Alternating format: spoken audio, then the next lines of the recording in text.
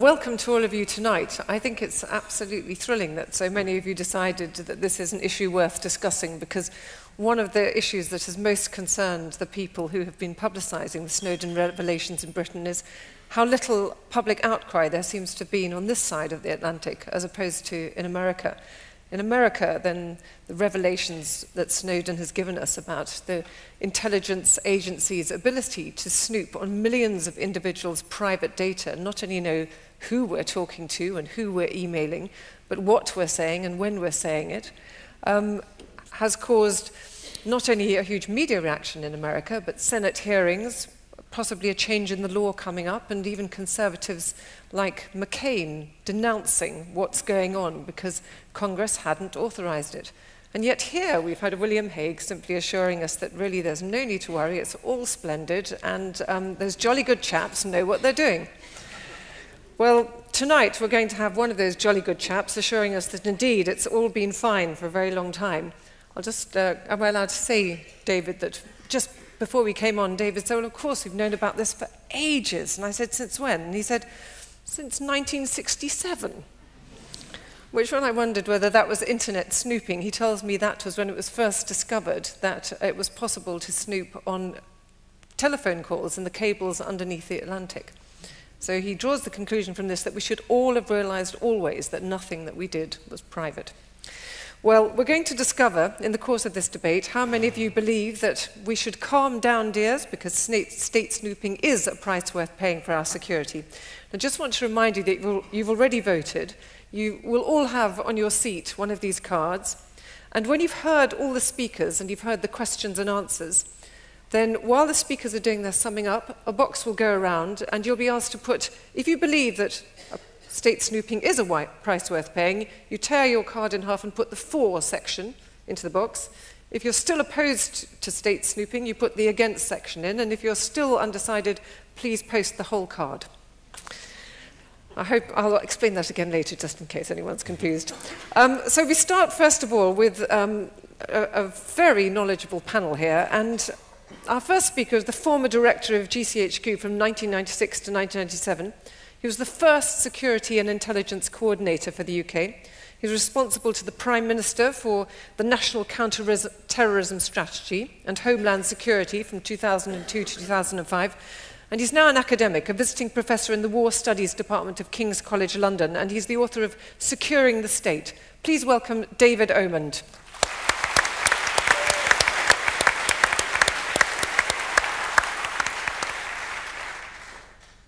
Thank you, Madam Chairman, for that generous introduction for me and your neutral introduction to the subject.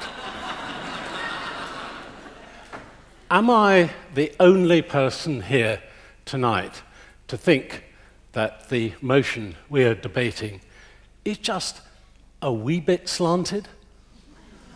Calm down, dears. Is the assumption that those on our side of the argument are the toffs from the establishment who are going to say, never mind, don't bother your little heads? Well, in a moment, I want to explain exactly what internet interception is about and why it's necessary. State snooping. What could be more pejorative as a term? I want to explain to you in a moment that what I mean by that, and what my old colleagues down at GCHQ mean by that, is uncovering terrorist networks, uncovering narcotics trafficking gangs, catching kidnappers and releasing victims, and uncovering the paedophile rings that, alas, span the planet. That's what state snooping brings you. Indeed, I could put the proposition the other way round, and I could say, is there anyone brave enough in the audience to stand up and say we should go out of our way to prevent our police service and our intelligence services from uncovering terrorist networks, from stopping terrorist attacks, from dealing with serious, serious criminality? I don't think there will be many in the audience who would say that. Because the problem with the internet and the way it has developed is that it requires techniques like PRISM and the buffering software that Mr. Snowden has described that GCHQ has developed called Tempora in order to find material on the internet. What we have is, it's called in the trade, packet switch networks. When you make a Skype call, when you send an email, when you do a transaction on social media, your transaction is broken down into little pieces, fired off by computers towards the destination that you put on your email or your message. But the path that that packet takes depends entirely on the economics of the global system. And if it's nighttime, a transaction between one of those terrorists in Kenya and their organizers in Somalia could actually go, well, perhaps it'll go via Johannesburg, perhaps it'll go via Japan, it could go via San Francisco. It's wherever at that particular moment in time it's cheapest to send it. And the computers do this automatically. So finding the information that the intelligence services and the police are warranted to find on the people who are really dangerous to us requires that sort of capability. And I dug out a quotation from the pillar of human rights, Duncan Campbell, the first journalist many years ago to expose what GCHQ did, and he told Parliament recently, "It is fit and proper and necessary that interception of communications and processing of communications data be available as part of the armory." If we want a civilized society, if we want to deal with these evils, you have to have the capability. So the question is not about the existence of these things, it's about how they're controlled, how the people involved are managed, and how the whole thing is overseen.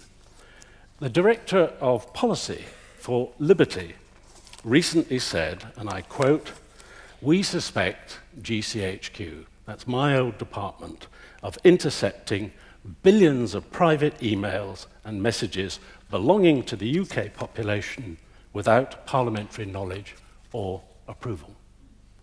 Wrong, wrong, wrong. They are not intercepting billions of emails. Indeed, what would one do with billions of emails? They are looking for the needles in the haystack, the communications, and this is done by the IP address, so you know that a terrorist is associated, perhaps one of the Kenya terrorists will have had a mobile phone, they will have been in contact with someone in Somalia, you have the IP address of the mobile device that was being used, and you want to know who else were they in contact with. Can we work back and manage to locate and uncover the people behind that atrocity? That's what it's about. And when we look at the volumes involved, 200 million emails a minute, how are you going to find the one email sent by that device? The answer is you're going to need some very clever people, some clever technology, and something like PRISM and Tempora. So it's the needle they're after, not the haystack. Your communications and my communications and all our personal stuff is in the haystack. They're not interested in the haystack. They're interested in the needle. And what's more, legally, they're not allowed to look at the haystack. Because if you look at, again, I quoted that from Liberty, and the Liberty quotation said, without parliamentary knowledge or approval. Parliament passed a law. Everything that GCHQ is doing and has done is within the law. And we have that on the record from a Minister of the Crown, from the Foreign Secretary to Parliament. Is he lying to Parliament? No. We have it from the Parliamentary Intelligence and Security Oversight Committee, chaired by Sir Malcolm Rifkin. Is he lying? No. They are operating within the law, doing the job that we, as society, gave them to do to protect us. Could all this be misused? If you didn't have the right oversight system, if you didn't have the right leaders of the intelligence community, if you didn't have the ethos which exists in places like GCHQ, which is a law-abiding ethos with a very high compliance. I remember when I was director, the senior judge who oversees the intelligence community and the interception would descend on the organization with a team. And he had the right to go anywhere, pick cases at random, not just talk to the senior management, but he would go and cross-examine the young analyst. And the young analyst would have to justify that what they had asked for out of this machine was lawful. Was it proportionate in relation to the task they were trying to do, the seriousness of the crime they were trying to uncover? And was it necessary? And those tests are strict tests. And I have every confidence that indeed down there, that is the way they are behaving. So what all this, how am I doing? You've got another 2 minutes. 2 minutes, right.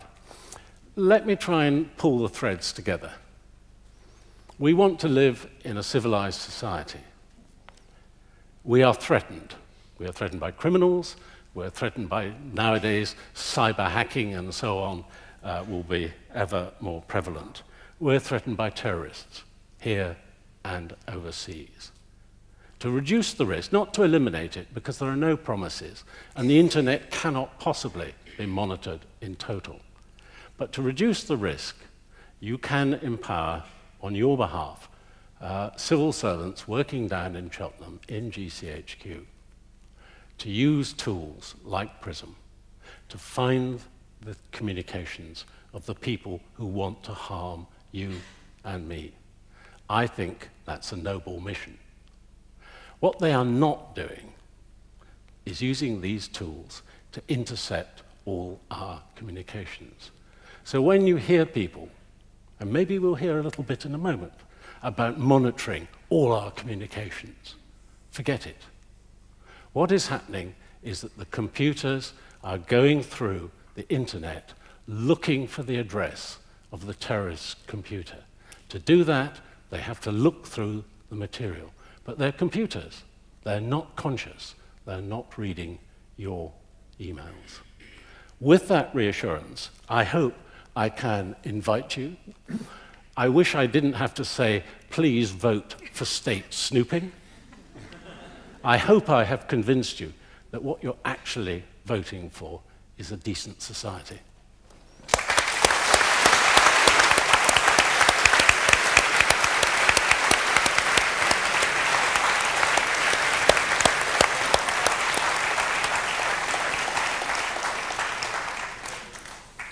Thank you very much, David, for a very convincing opening speech. Now, our first speaker against the motion is Kenneth Culkier, who's the data editor of The Economist.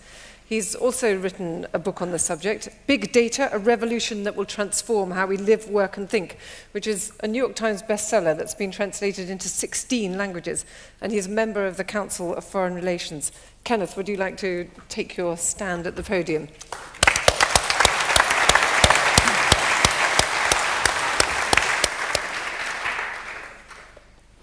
Thank you very much, and good evening. Chair Russell, Sir David Omand, Philip Mudd, John, ladies and gentlemen, dears. I was informed prior to coming out here that everything that happens tonight is being recorded, and it's also being videotaped by Intelligence Squared. Unfortunately, I didn't hear that from Jenny, but from David. In fact, seeing that we have two former intelligence operatives here gives a whole new meaning to Intelligence Squared. But I only wish we were here to talk about a more pleasant topic. Instead, we must turn our minds to dark, subjects. We need to have an honest conversation, and we need to talk about impolite things in polite company. This is not a debate over whether surveillance is an important and effective tool for security. Obviously, it is. It would be hard for anyone of reasonableness to claim otherwise. That's not what is at stake. Like all tools, it begs questions. Is the surveillance suitably proportionate to the threats? Is it effective? Is it sufficiently accountable to our political representatives and to the public? The question is whether this is a useful tool isn't really much of a question. Obviously it's useful. We have security because of it. My own country in the United States helped win the Cold War because we could intercept the communications of drunk Soviet leaders and know where they were moving missiles at different moments in time. And thankfully, through doing that, we have found a way to have not used nuclear weapons for over 60 years, remarkably. Of course, surveillance is an incredibly important function for all the reasons that Sir David has outlined. But like a chainsaw, like a tool, like a power tool, it can help us, but we have to be careful or we'll cut off our hands. Like nuclear energy, it can help our cities, but it can also leach toxins that can kill us. So it requires careful handling. Now, the problem with Sir David and Philip Mudd's defense of the motion is that it is without limits, it is without bounds, and it is without restraints. So the case in favor of mass surveillance is actually relatively easy to make. After all, it's the status quo. All you have to do is close your eyes, lie back, think of England. The case against surveillance is actually harder to make.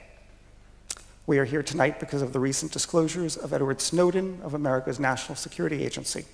So let us consider what we now know today that we didn't know just a few months ago. America collects all the records of all the cell phone subscribers in the United States and stores it for 5 years, which comes to billions of data points every month. Every single postal envelope in the United States is recorded. The data on the sender and the recipient is extracted and stored.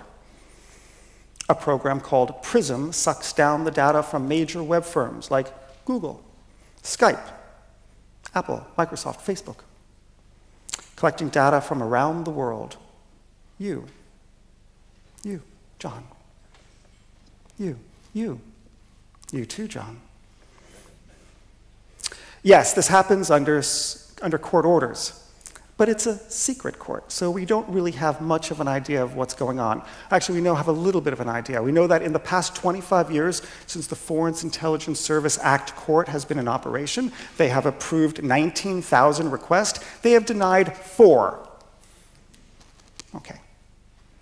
In Britain, a program called Tempora is run by the GCHQ, which David alluded, in cooperation with the NSA. In fact, the NSA finances it a little bit.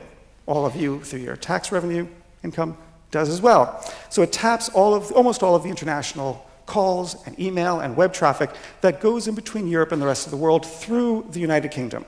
This is stored and can be called up. There's about 200 fiber optic cables that are tapped, and in terms of how many emails that are collected, I will agree with David that they do not collect billions of emails a day. According to the leaked documents, the number would be 600 million emails per day.